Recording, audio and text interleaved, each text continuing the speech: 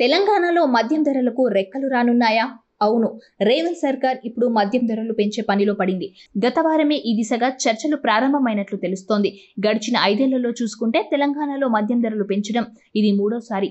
కాంగ్రెస్ అధికారంలోకి వచ్చాక ఇదే తొలిసారి. గత బీఆర్ఎస్ ప్రభుత్వం 2020-2022లో మద్యం ధరలు పెంచింది. ఇక హామీల అమలుకు ఆదాయ సమీకరణంపై దృష్టి పెట్టిన రేవంత్ సర్కార్ ఇప్పటికే భూముల ధరలు సవరించి రిజిస్ట్రేషన్ ఛార్జీలు పెంచాలని ప్లాన్ చేసింది. ఇక రేవంత్ సర్కార్ లిక్కర్ ధరలతో పాటు కంపెనీలు, డిస్టిల్లరీస్ రిజిస్ట్రేషన్ ఫీజుతో పాటు లైసెన్స్ ఫీజులను పెంచే యోచనలో ఉన్నట్లు తెలుస్తోంది. ధరల పెంపుపై మరిన్ని చర్చలు జరిపిన తర్వాత క్లారిటీ రానుంది. గత కొన్నేళ్లుగా లిక్కర్ ద్వారా రాష్ట్రానికి ఏటా 30,000 కోట్లకు పైగా ఆదాయం వస్తోంది. 2014లో ఇది కేవలం 15,000 కోట్లుగా ఉండేది. తెలంగాణలో దాదాపు 500 పైగా బ్రాండ్లు అందుబాటులో ఉన్నాయి. గతేడాది అసెంబ్లీ ఎన్నికలకు కొద్ది రోజుల ముందు బీఆర్ఎస్ లిక్కర్ ధరలను స్వల్పంగా తగ్గించింది. ఇండియన్ మేడ్ ఫారెన్ లిక్కర్తో పాటు ఫారెన్ లిక్కర్పై స్పెషల్ ఎక్సైజ్ తగ్గించడంతో కొన్ని బ్రాండ్లపై ధరలు 10 నుంచి 40 రూపాయల వరకు తగ్గాయి. రేవంత్ సర్కార్ మరో కీలక నిర్ణయం తీసుకున్నట్లు తెలుస్తోంది. ఇటీవల రాష్ట్రంలో సోమ్ డిస్టిలరీస్ కు అనుమతి ఇచ్చిన విషయం తెలిసిందే. ఈ కంపెనీపై తీవ్ర విమర్శలు, ఆరోపణలు రావడంతో సోమ్ డిస్టిలరీస్ తో పాటు మరో 4 కంపెనీల రిజిస్ట్రేషన్ అనుమతిని రద్దు చేసిన విషయం తెలిసిందే. మొత్తం మీద మందుబాబుల నెత్తిన ధరల పెంపు పిడుగు పడబోతుందన్నమాట.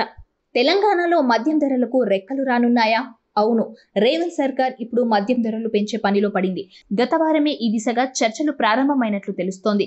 గడిచిన 5 ఏళ్లలో చూసుకుంటే తెలంగాణలో మద్యం ధరలు పెంచడం ఇది మూడోసారి. కాంగ్రెస్ అధికారంలోకి వచ్చాక ఇదే తొలిసారి. గత బీఆర్ఎస్ ప్రభుత్వం 2020-2022లో మద్యం ధరలు పెంచింది. ఇక హామీల అమలుకు ఆదాయ సమీకరణంపై దృష్టి పెట్టిన రేవంత్ సర్కార్ ఇప్పటికే భూముల ధరలు సవరించి రిజిస్ట్రేషన్ ఛార్జీలు పెంచాలని ప్లాన్ చేసింది. ఇక రేవంత్ సర్కార్ లిక్కర్ ధరలతో పాటు కంపెనీలు, డిస్టిల్లరీస్ రిజిస్ట్రేషన్ ఫీజుతో పాటు లైసెన్స్ ఫీజులను పెంచే యోచనలో ఉన్నట్లు తెలుస్తోంది. ధరల పెంపుపై మరిన్ని చర్చలు జరిపిన తర్వాత క్లారిటీ రానుంది. గత కొన్నేళ్లుగా లిక్కర్ ద్వారా రాష్ట్రానికి ఏటా 30,000 కోట్లకు పైగా ఆదాయం వస్తోంది.